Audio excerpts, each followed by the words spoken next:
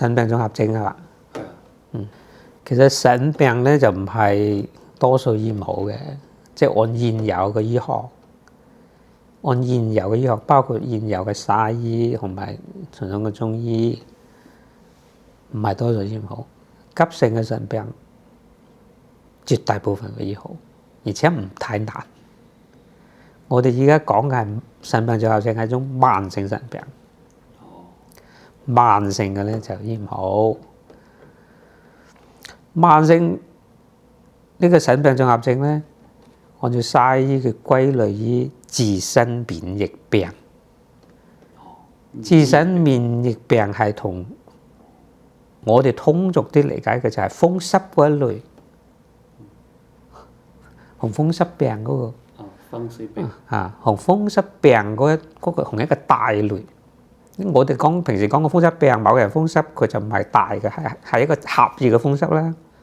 其實西醫嘅詞叫做風濕性關節炎，呢個就係我哋平常所講嘅風濕。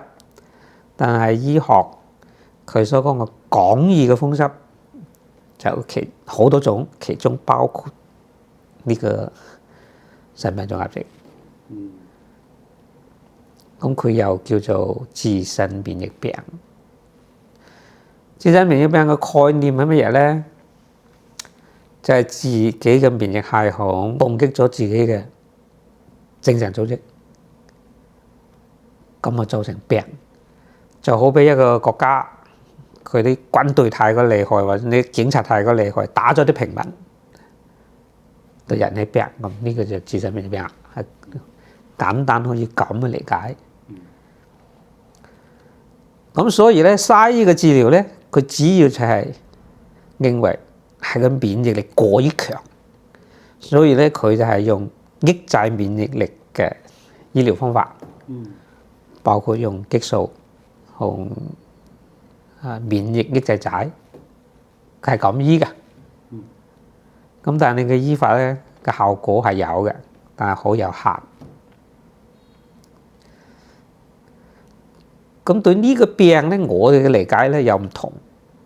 我哋嘅理解咧唔係免疫力過強，恰恰係免疫力唔夠強。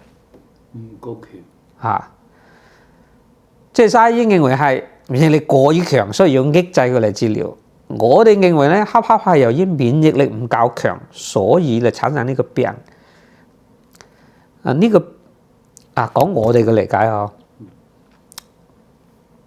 免疫系統佢就同病作鬥爭啊嘛。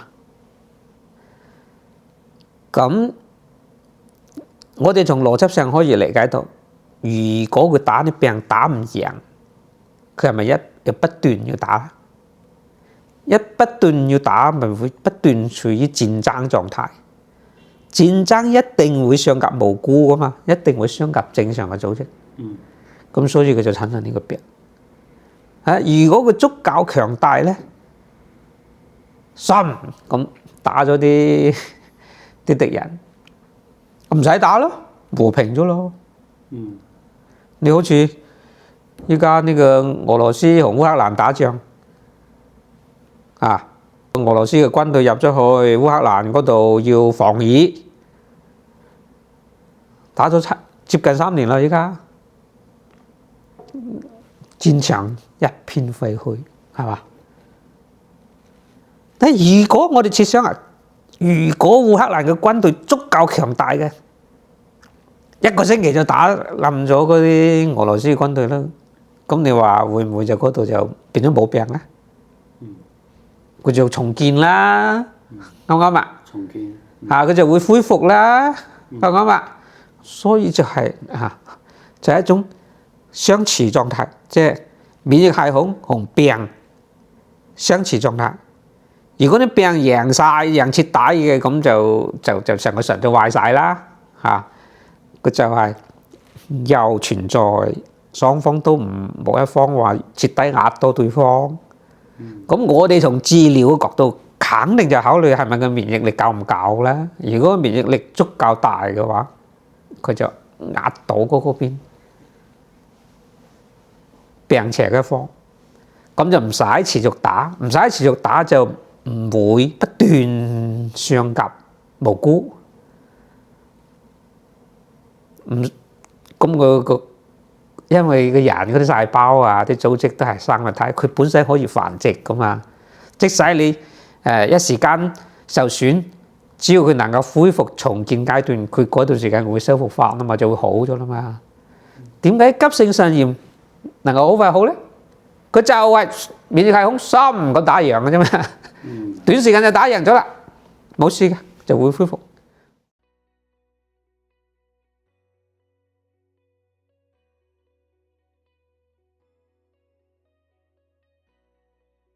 過咗，佢感冒會激發個免疫系統啊嘛，激發免疫系統，個免疫系統強啲，佢咪去打又打厲害啲咯。你明明就係頭先講嘅俄羅斯同烏克蘭嘅戰場，如果西方又俾一大筆援助去烏克蘭，烏克蘭咪又打嗰個戰場咪又打厲害啲添。咁你但係呢種咧，佢係即係還係未徹底，即係未足夠就消滅晒對方啊嘛。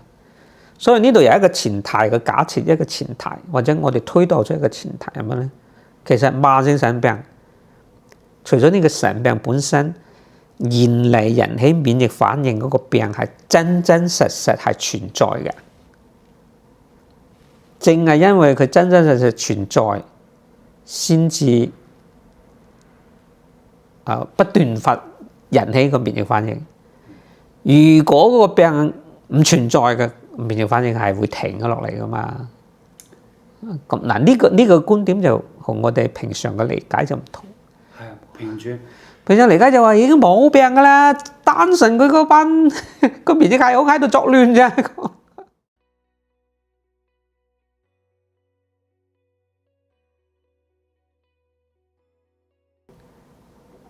佢依家話唔可能醫好，並唔係話咩原因，而係因為咧，依家冇，即係佢係客觀描述呢種狀況，並唔係邏輯上唔可能，而係客觀上就話實經過好多病例嘅驗證，但係醫唔好。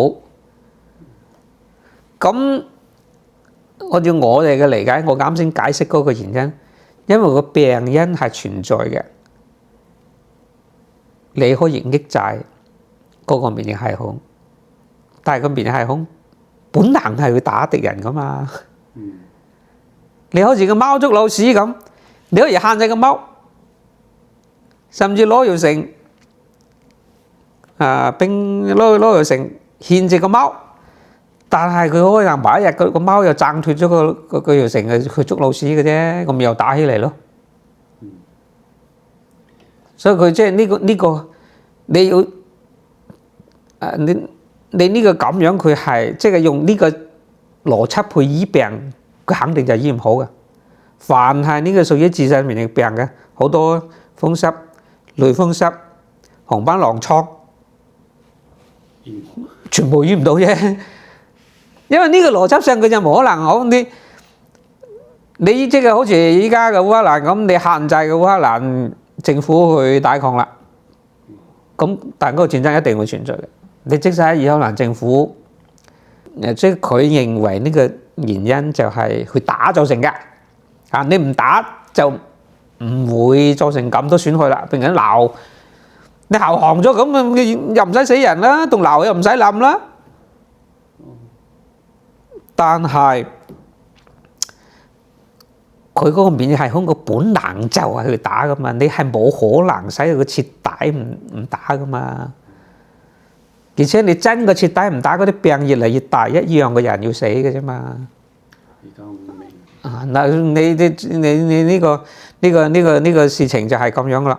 你敵對雙方，你一方係投降咗，好似係唔打仗啦。但係投降咗，如果係真正達到話唔完全唔使打嘅情況下，當然呢個投降嘅方係已經滅亡咗噶啦。所以呢個病會係佢呢個邏輯，即係按照佢嗰個思路係冇可能醫得好。但你冇可能醫得好，唔係等於冇可能，你唔可以話冇其他方法醫得好，就係、按照依家主流嗰個方法係唔可能徹底醫得好。咁我哋依家嘅方法，我哋係可以徹底醫得好。